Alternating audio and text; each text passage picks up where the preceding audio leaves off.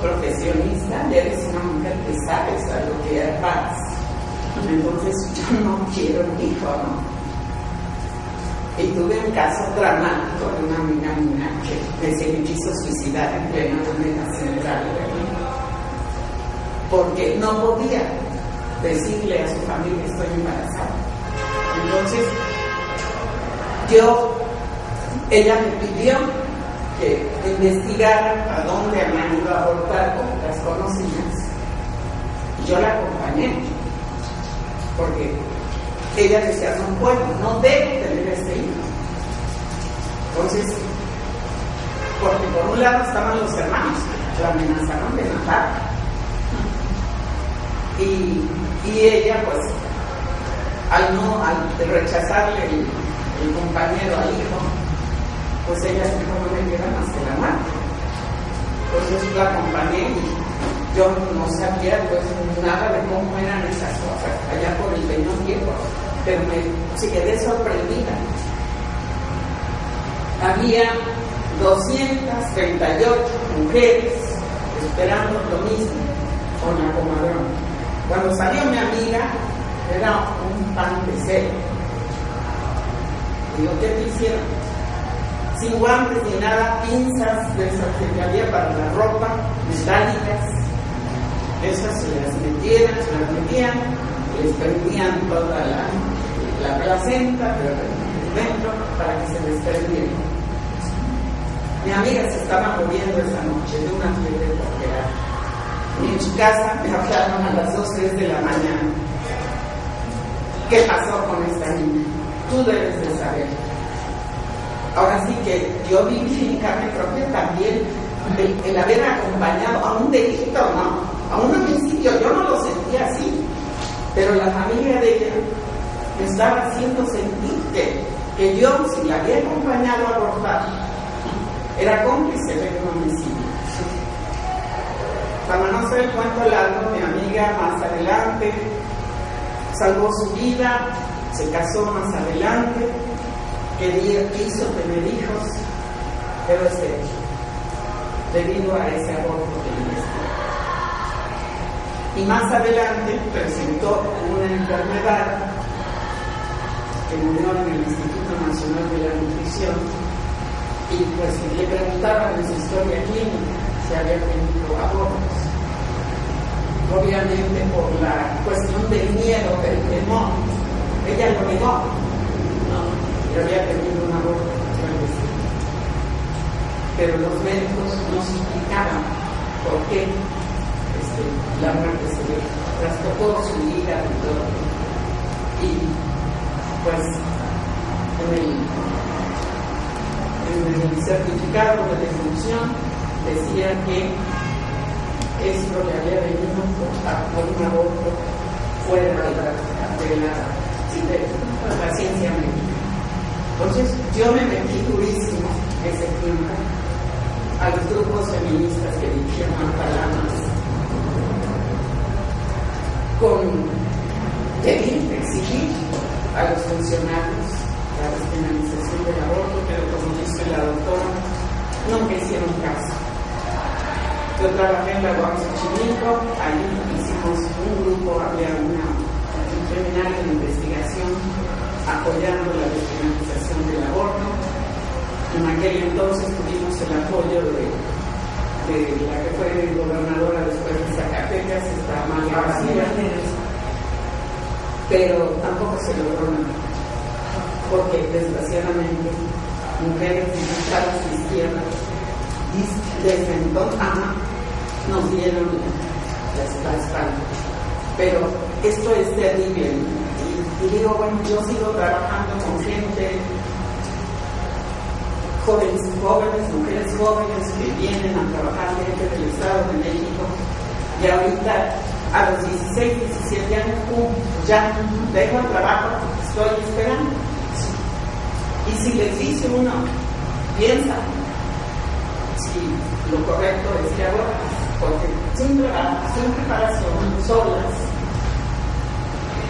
pues, pero la cuestión religiosa, los primeros que les dicen no abortes son los papás.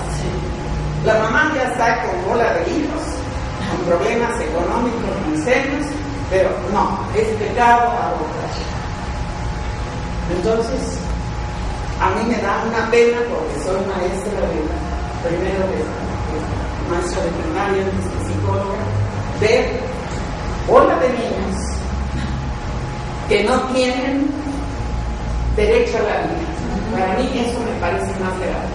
Traer a hijos al mundo para que no tengan una calidad de vida digna esos niños.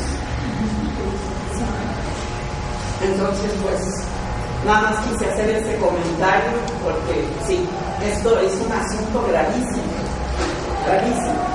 Las violaciones, pero ahora ya no es tanto violaciones, ahora las chicas solitas amarrar al supuesto compañero, se embarazan porque creen que así van a conocer.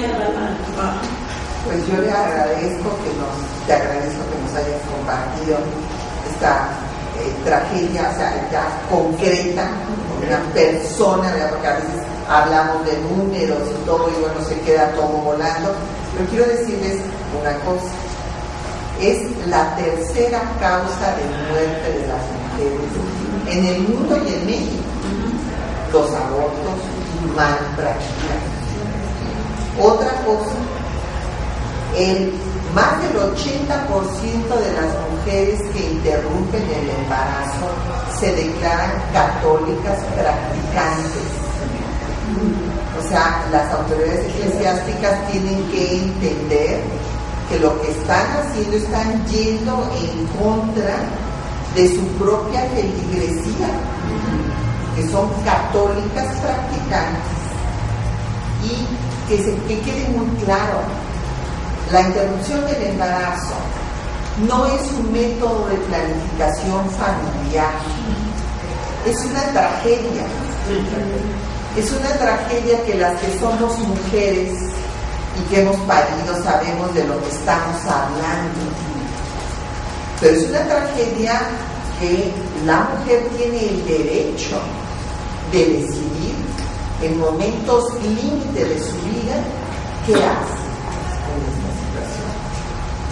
Ahora, por eso es que es un acto criminal haber suprimido los programas de planificación familiar, que no se estén dando las clases que deberían de educación sexual, porque como dicen, yo he acudido a las marchas pro despenalización del aborto y el lema es educación sexual para decidir, anticonceptivos para prevenir y despenalización para no morir. Son tres principios fundamentales: educación sexual, anticonceptivos y despenalización. Y déjenme decirles que es muy grave que se haya suspendido todo esto, sobre todo en este momento en el que ciertamente la mujer goza de mayores libertades sexuales, de disfrutar su vida sexual, independientemente de los matrimonios o no matrimonios. Pero fíjense que se está dando un fenómeno muy grave, y aquí no estamos hablando nada más con datos casuísticos, sino hay que ver las cifras globales de investigaciones fundamentadas que se han hecho en la materia. Está dándose una violencia terrible en el noviazgo. Violencia que no se daba en mi generación, pero que se está dando ahorita, porque precisamente los jóvenes exigen las relaciones sexuales. Y si las jóvenes no aceptan, viene la violencia. Ahora hay violencia física desde el noviazgo y se siguen dando una cantidad de embarazos no deseados en las jóvenes porque hay la idea en las madres y en las maestras que suelen decir, no, pues si ahora las niñas nos dan clases, ellas saben más que nosotras de todo esto de las relaciones sexuales. Y es falso. ¿Por qué? Porque hay ciertamente mucha información y al mismo tiempo hay mala información. Entonces hicimos un estudio en la Federación Mexicana de Universitarias, en el CCH, y vimos que las jóvenes creían que si se tomaban la píldora anticonceptiva el día que iban a tener relaciones con el novio, no se iban a embarazar. Imagínense nada más. Entonces, bueno, pues ahí venían los embarazos no deseados. Y sí hay información, pero no se tienen que confiar las madres, ni las maestras, ni los maestros. Tenemos la obligación de dar una educación sexual completa, que no es educación de biología, es educación sexual, para que se viva una sexualidad responsable, bien informada.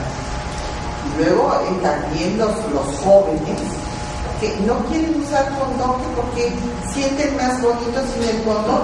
¿Pero qué es esto?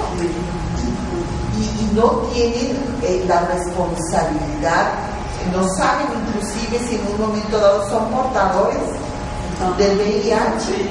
¿Por qué razón hay más mujeres que tienen la enfermedad que hombres? Porque los hombres tienen muchas parejas y van diseminando, contagiando a todo el mundo porque no tienen la responsabilidad de hacerse estudios para saber si son portadores o no son portadores. Ustedes saben que se puede ser portador hasta por 10 años antes de que aparezca ya el síndrome de inmunodeficiencia, ¿verdad? Es el SIDA. Entonces, todo esto lo tenemos que tomar en cuenta. Tenemos que tomar en cuenta otra cosa gravísima que se está dando, porque las discípulas y el propio director de la ENEO es discípulo de la maestra Graciela Arroyo de Cordero y actualizó el estudio de la maestra para cuando se dieron las últimas discusiones. Y yo llevé personalmente, cuando la constitucionalidad del INE, me dieron de la Escuela Nacional de Enfermería la actualización de los estudios de la maestra Arroyo de Cordero. Y entonces nos mostraron unas cosas verdaderamente aberrantes, que con estas campañas fanáticas estaban sucediendo en hospitales públicos, que los médicos metían una legra más grande que la que correspondía para hacer el grado, para traerse parte del endometrio y dejar estériles a esas mujeres, además de causar. Es un acto criminal, pero ahí está documentado por este estudio. Entonces, bueno, tenemos ante todo esto que defender la laicidad del Estado, porque es muy respetable si hay personas que están en contra de hacerse un embarazo en la forma que sea, como sucede en Morelos. ¿Saben ustedes que en el estado de Morelos no hay ningún agravante? O sea que la mujer se puede estar muriendo, pues que se muera, porque no se puede interrumpir, no puede haber agravante. Es el estado donde no hay ningún agravante. Pero dijeron las noticias que las de Morelos venían a abortar mujeres. Bueno, sí, por eso, precisamente, no sé si se imaginan qué situación. Pero lo que tenemos que tener también claro, hay un caso importante de un jefe de un estado que era, bueno, católico, Giscard d'Estaing, en Francia. Era el presidente de Francia cuando se despenalizó el aborto en Francia por medio de un plebiscito. Y entonces estaba el Papa Wojtyla y le mandó una